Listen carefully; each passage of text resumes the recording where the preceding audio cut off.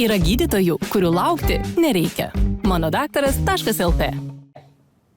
Sveiki, su jumis sveikinuosi. Aš Kristina Kanišauskaitė Šaltmerė ir šiandien turime ypatingą viešnią studijoje šeimos gydytoją, endobiogenikę Jūratę Šapel. Jūratė 2020 metais atrado savo gyvenimo pašaukimą, matyt galima taip sakyti, ėmė gilintis į būdus, kaip pažinti save, o tas pažinimas padėjo užmegzti sąmoningą kontaktą su savimi, su kitais. Ir taip jinai atėjo iki to, kad šiandien rūpinasi kitų, tai yra visų mūsų sveikata, ar ne? Tai sveiki, Jūratė. Sveiki, labas. Ir jūs pristačiau, bet kaip jūs pati atradote šią sritį ir kas joje taip užkabino, kad ėmėte gelbėti ir sergantiem? Apie viską dabar ir papasakok. Nuo ko čia pradėti, kaip radau endobiogeniką? Tai turbūt tas klausimas, kas slypi už medicinos daugiau, prasidėjo jau medicinos studijų metu, nes pasijauti taip gerai, kad čia moki diagnozuoti ir gydyti ir daryti tokią gerą įtaką sveikatai, bet staiga atsiranda kažkokia riba, kada matai, kad pacientas vis tiek serga, vis tiek grįžta, kad blogi kažkokie simptomai yra, blogai jaučiasi, o tyrimai geri. Ir tada atrodo, lyg nebėra įrankio, nebėra kažkokio suvokimo, atrodo, lyg kažkokia praraja tarp žinių, tarp realybės ir norėjusi kažkaip tą tuštumą užpildyti, kažko ieškoti daugiau ir tiesiog vieną dieną man taip atsibodo tas toks trūkumo jausmas, atsisėdau prie kompiuterio ir vedžiau alternatyvi medicina Enter ir skaičiau viską iš eilės. Tiesiog tokiu likimo pirštu, sakykime, ir pamačiau endobiogeniką, pradėjau skaityti apie ką tai, kad tai yra apie visuminį kūno veikimą, kad tai yra apie ląstelių metabolizmą, kad tai yra apie visą tokią bendrą struktūrą iš esmės, nesmulkinant to, kaip medicinoje, sakykime, ten skydliaukės dalykai, kažkokie ten ginekologiniai dalykai, plaučių dalykai. Ir nes ir aš šeimos mediciną pasirinkau, kaip atrodė, kad visumos visumą. Ta prasme, žmogus grįžta kartotinai pas tave kalbėti apie visas problemas. Ir man atrodė tai prasmingiausia. Todėl ir endobiogenika atrodė, man taip susišaukė tame ir pradėjau tiesiog, kaip taip sakant, radau ją ir nėriau stačia galva pradėti mokintis, išmokti ir praktikuoti. O koks yra jausmas, ateina žmonės, bendraujate, ar visuomenė jau žino, kas tai yra, ar vis dar tenka aiškinti, ką gali šis mokslas, kuo jisai pranašesnis, kokios jo galimybės, tarkim? Daugiau dabar dar tenka pasakoti, neigu atrodo, kad jau esi žinomas toje metodikoje, bet su pacientais kalbant, tai jie labai dalinasi tą savo sėkmės istoriją ir dažniausiai ateina vieni per kitus, o čia aš kalbėjau su pusbroliu, kuris ten savo žmonai sakė, kuris ten kaimyną pakvietė ir ta tokia banga Vilnyje. Bet standartiškai visuomeniai tai truputėlį trūksta to, ypatingai dar dėl to, kad ir tas pavadinimas sudėtingas ir endobiogenetika lyg iškrenta žmonėm lyg pasakyti, nors čia su ta genetika tiesiogiai nėra jokio sąryšio, o endobiogenika daugiau tokia svetima, sunkiai suprantama yra žmonėm ir norisi apie tai kalbėti, pasakoti, įgalinti, rasti tą dar vieną įrankį, kuriuo gali save pačiupinėti, pažinti, suprasti ir padėti esant kažkokiom sveikatos problemų. Tačiau net ir čia reikalingas matyti laikas, niekas neįvyksta per naktį, atlikti tyrimai parodo situaciją, kur žmogus yra, o tada kiek prireikia metų, 2, ar čia vėlgi labai individualu? Visi nori to pažado, kada man bus geriau, ar ne? Tai endobiogenika šiaip nėra tas metodas, apie kurį galėčiau trumpai ir aiškiai papasakoti ir gydymas lygiai taip pat greitai ir dabar ir čia, nes tai labai daug priklausomumų turi. Ar žmogus atėjo jau tada, kai yra liga ir turi ilgametę vaistų vartojimo patirtį, ar tai yra kažkoks paauglys, kuris dabar susiduria su kažkokiais sunkumais, ar vidutinio amžiaus, kuris veda sveiką gyvenseną, arba tas, kuris visai nesirūpina, nes mes kalbam apie kūno gebėjimą pačiam atsistatyti ir netrukdyti ir dar tą potencijuoti, sustiprinti. Tai lygiai kaip turim žaizdas kažkokias kūne ir mes juk dezinfekuojam, uždedam pleistrą ir laukiam, kol kūnas sugydys. Tai yra ta vidinė jėga kūno atsistatyti. Tai endobiogenika irgi tą vertina ir vaikui, kuris neturi tiek daug lėtinių ligų, nevartoja vaistų, tas poveikis veikimo bus greitesnis negu žmogui, kuris ten, sakykime, autoimuninis tiroiditas, skydliaukės toks silpnumas, sakykime, vartoja ten hormoną tiroksiną ir jį geria 20 metų. Tai mes neturėsim iliuzijos augaliniam tinktūrom, kuriuom mes darom poveikį įtaką gydymo prasme, staiga nuimti tos vaistus ir kažką vietoj to pakeisti. Aišku, kad tai bus lėtesnis, ilgesnis procesas, bet vidutiniškai, sakykime, vidutinio amžiaus žmogus su vidutiniam kažkokiom sveikatos būklėm, jeigu ateina, tai tą poveikį mes kalibruojam 2-3 mėnesius, ta prasme,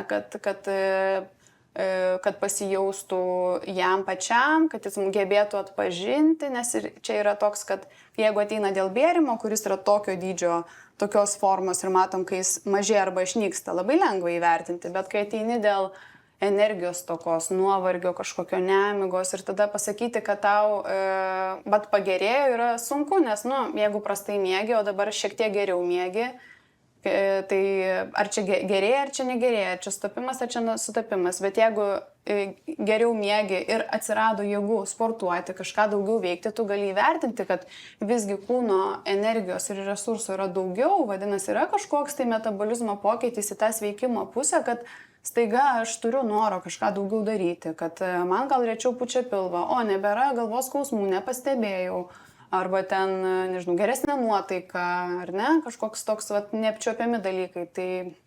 Tai tas trukmė, kiek tai bus, tai nėra kaip standartiniai medicinoje algoritmais kažkaip nuspėjama, čia yra visiškai individualizuota apie tą situaciją, apie tą žmogų. Bet pradžiai matyti ir jums tenka nuimti tuos universalius trikdžius, kaip aš sakau, pasiūlyti gerti kavą be cukraus, tarkim, ar ne, kaip vienas iš pavyzdžių. Ar ateina jau tokie sąmoningesni žmonės, kurie, ir mitybos dalykus susižiūrėję? Visaip, žinokit, yra visaip. Dažniausiai ateina žmonės, kurie jau kažką bandė daryti, nepavyko, standartiniai medicinoje, mūsų toj vakarietiškai, sakykime, alopatiniai, daromas kažkokius poveikis, jis nepakankamas, tada ateina čia jau kaip kažkoks planas B, C ir panašiai. Tai būna žmonių pasidomėjusių, būna tikrai netgi tokių ekstremumų kartais išbandžiusių, bet jie dažniausiai vis tiek bando rasti.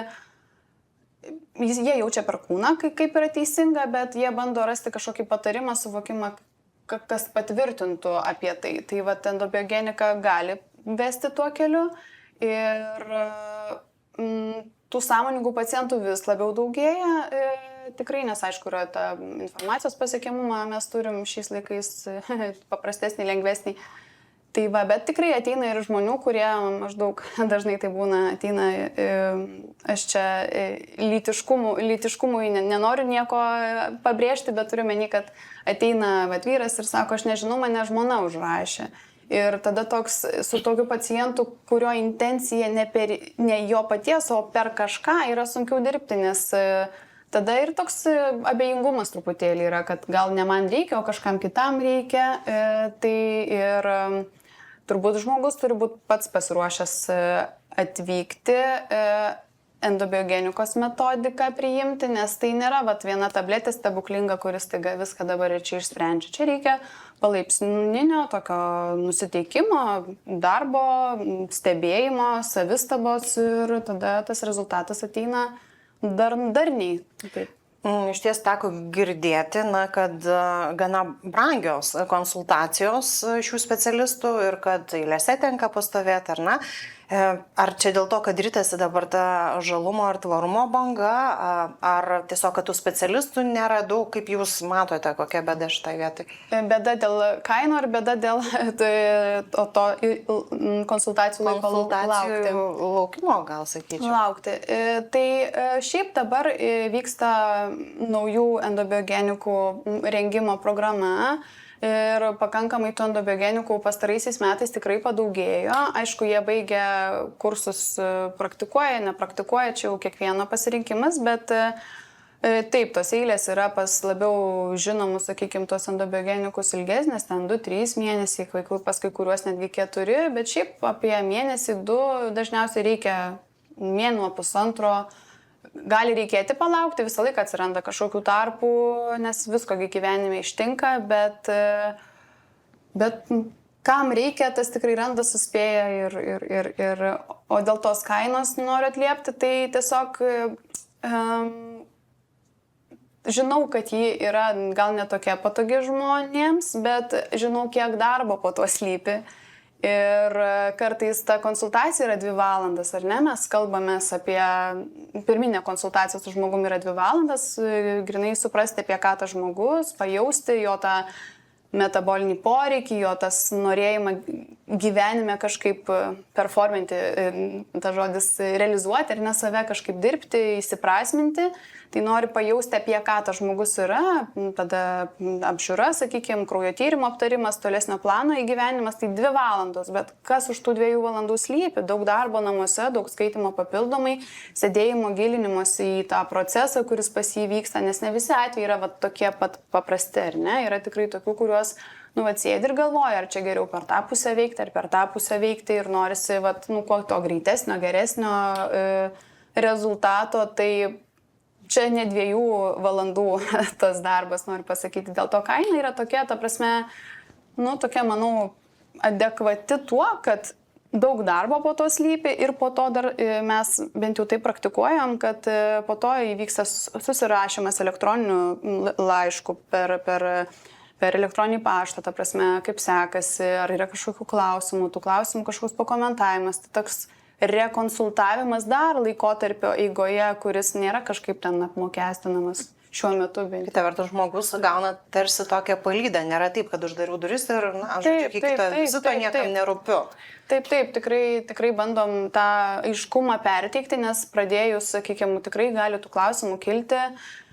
Vis tiek kalbam daugiau ne apie kažkokį vieną atsakymą, kad jum yra čia tas nuo to, ta prasme, tie kūno procesai labai susiję, ta prasme, jeigu ten kokie antinkščiai nusilpia, tada skydliaukė įsijungia, po to mes turim kažkokį uždegimą ir ta prasme, čia višta ar kiaušinis, ar ne?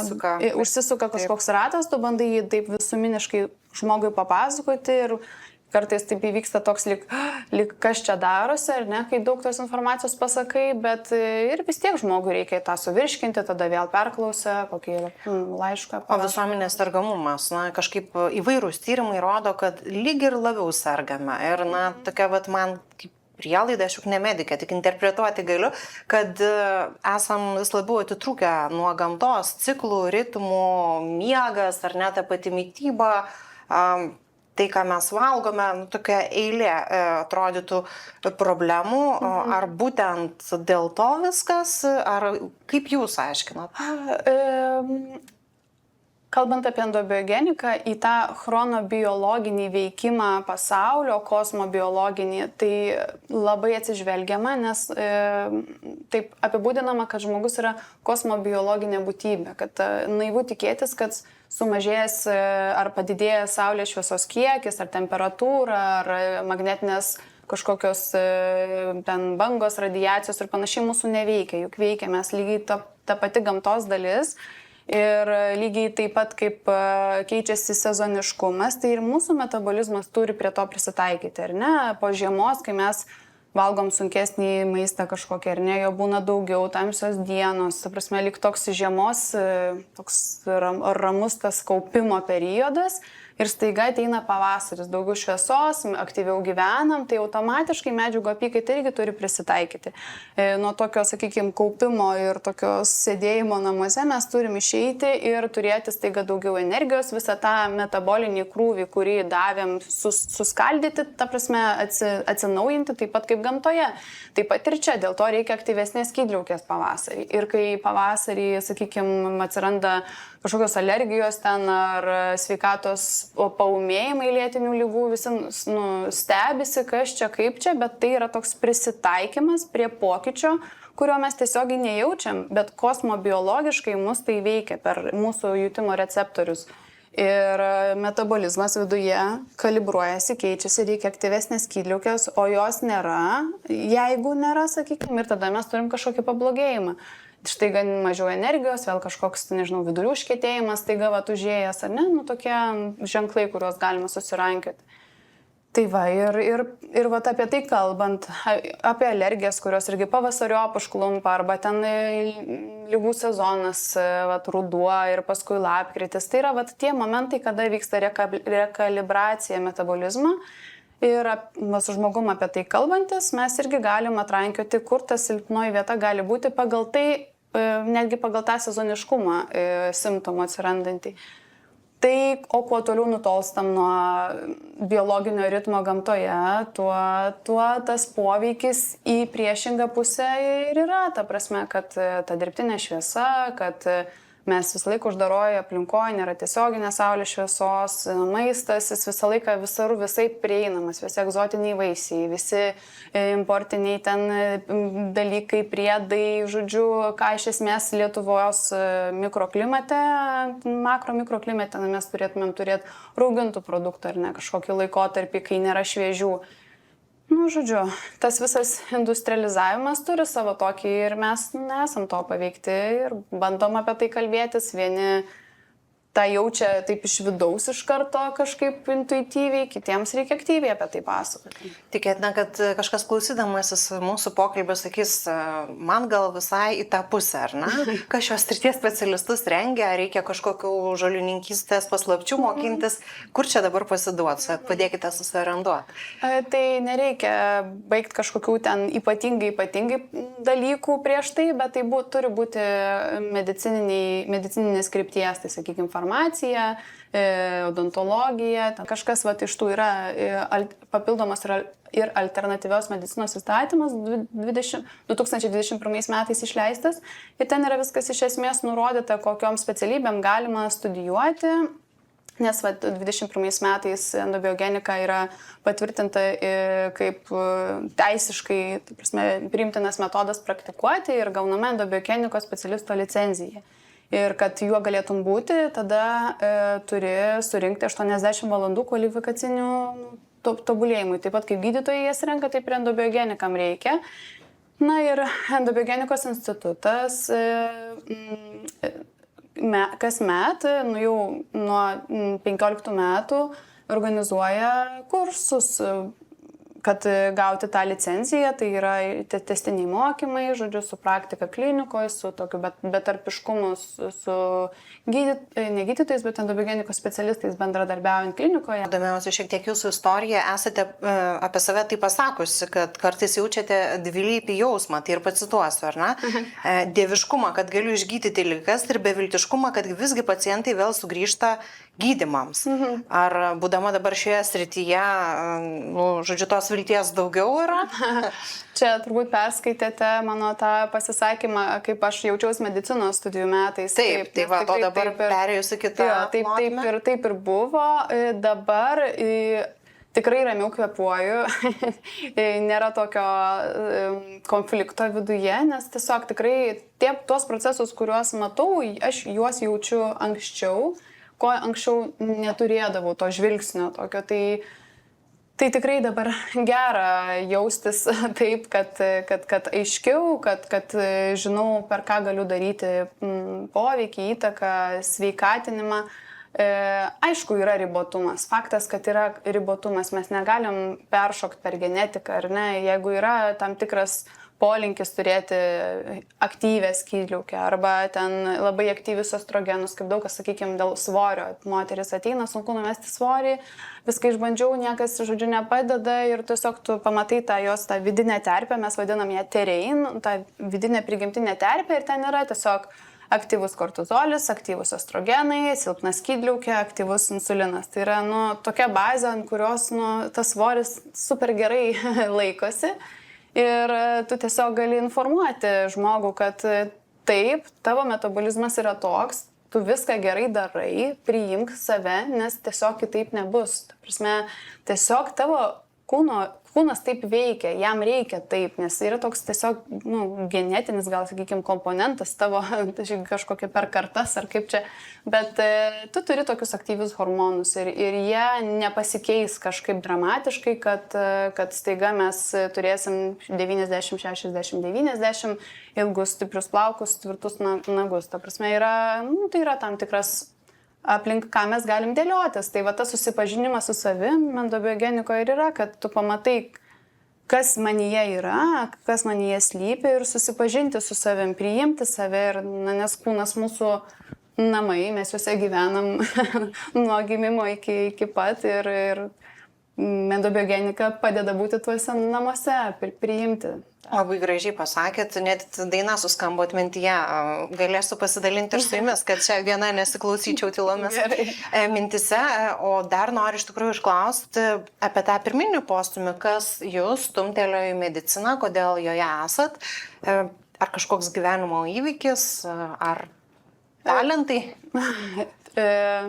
Gyvenimo įvykis, tai ne, ačiū Dievui, ne iš kažkokios bėdos atėjau į tai ir mano šeimoje nėra medikų, gydytojų. Tiesiog kažkaip 7 klasėje, atsimenu, aš varčiau biologijos vadovėlį ir ten buvo tokia tema apie kraujagyslės ir aš skaičiau ir ten buvo kapiliaras, vena ir arterija. Ir man buvo toks eureka, toks, kaip įdomu, ir aš ten bėgau, mama, žiūrėk, ar tu žinojai, ir ten kažką pasakoti, tai vat, kažkaip labai ryškiai tą prisimenu.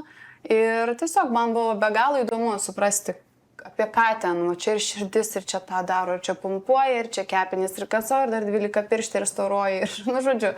Ir kažkaip tą į biologiją įsijaučiau ir po to kažkaip ir logiška atrodė, jeigu tas kūnas toks įdomus, tai gal tada ir toliau domėtis tais procesais iš esmės. Ir tada tiesiog į mediciną ir tik tai į medicinos studijose vėl pasijuto kažkoks ribotumas, kaip sakiau, ir tada norėjusi vėl plėsti. Ir greičiausiai endobiogenika irgi yra etapas, kuriuo norėsiu dar gal kažką apdėlioti, bet tai turbūt bus kažkada vėliau, kai vėl kažkoks suvokimas ateis. Evoliuciškai žvelgiant, susidurime su tuo, kad vis ilgėja žmogaus gyvenimo laikas, ar ne? Sakoma, ir tyrimai labai smarkiai prisideda, jau ir tą galime pagydyti, organus galime keisti kitais ir jeigu dar gebame save tausoti, tai 100 ir truputėlį tikrai jau yra realu, ar ne? Ir klausydama jūsų vėlgi galvoju, kad endobiogenika taipogi yra tas toks savo laiku, jeigu vyksta stumtelėjimas, tavo šansai dar 20 gali ūgtelt, ar ne? Taip, labai sutinku ir dažnai pacientam nebandau jų gąsdinti, bet per informavimą, kad sakau, žiūrėkit, yra toks hormonas, jūs turit polinkį į tam aktyvumui, tarsi augimui kažkokiam ar ne, jūs turit ten aktyvius lytinius vyriškus hormonus, kurie veikia audiniuose. Čia kalba biškiai truputėlį apie prostatą, ar ne? Ir taip į priekį užbėgant, tu bandai žmogų informuoti, kad jeigu jūs dalykų nekeisite, tai gali turėti įtakos išsivystyti kažkokiai lygai, paūmėti procesui ir jūs atėjot labai laiku tą sužinoti, nes, jei nežinai, tai niekur nedarai, o kai įvyksta tas, čia turiu tokią riziką, aš galiu kažką daryti, kad iki ten nenueiti ir labai gražiai tada ta ir motyvacija užsikuria daryti pokytį. Ir žinoma, kad jeigu išnaudojam, tiksliau saugom tą kūno resursą, iki ligos nenueinam ir ilgamžiškumo prasme, tai turi sveiko, kokybiško gyvenimo laikotarpį ilgesnį. Kaip seniai ši disciplina skaičiuoja? Priminkim tiem, kurie sakys, kažkas naujo matyti atsirado Lietuvoje, ar ne? Pati endobiogenikos pradžia tai yra Prancūzijoje 20 amžiaus 80-metis ir ten tokie gydytojai Kristianas Durafūras ir Žanas Klodas Laprazas, prancūzai, dirbo bendrosios chirurgijos ir onkologijos skyriuje ir ten buvo klinikinė fitoterapija integruota į gydymą onkologinių pacientų. Ir jie stebėjo ten tų augalų poveikį, procesus ir panašiai ir paskui tiesiog matyti jiems toks atėjo kažkoks visuminis suvokimas tos galimos metodikos, prie jos dirbo gal 40 daugiau metų ir išsivystė toks endobiogenikos pavadinimas, sakykime, endobiogenika, endo vidus, bio gyvybė, gyvybingumas, genika, kaip mokslas, ne, vidinis mokslas, vidinis gyvybės mokslas. Tai va, ją išvystė ir iš esmės praktikuoja endobiogeniką tikrai dabar jau 50 plus metų ir yra ir Didžiojoje Britanijoje, JAV, Prancūzija, Belgija, Vokietija, Meksika, ta prasme, taip aktyviau, sakykime, bet tikrai tų praktikuojančių vis daugėja. Ir pasitikinčių matyti daugėja, nes jeigu padėjo man, tai aš ir kaimyniai gal papasakosiu, kaiminė draugė, tinklinis marketingas, ar ne? Netiesiogiai, taip. Jo, galima sakyti taip. Yra kuo didžiuotis šiai dienai, vis tiek jau dirbate kelerius metus, ar ne? Kas jum yra ta didžiausia motyvacija, tos sėkmės istorijos atvejai, kada pavyksta išties tais sudėtingesniais atvejais žmogui pagelbėti, kaip sakote savo? Čia mano motyvacija, tai aišku, yra mano reikalas, kitų motyvacija gal kažkoks kitas reikalas, bet čia toks gal visuminis momentas.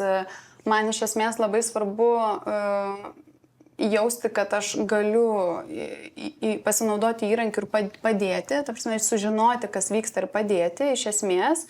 Tai vienas momentas, aišku, sėkmės istorijos visada, ta prasme, pakelia tą tokį norą ir toliau gilintis, daryti, padėti ir panašiai.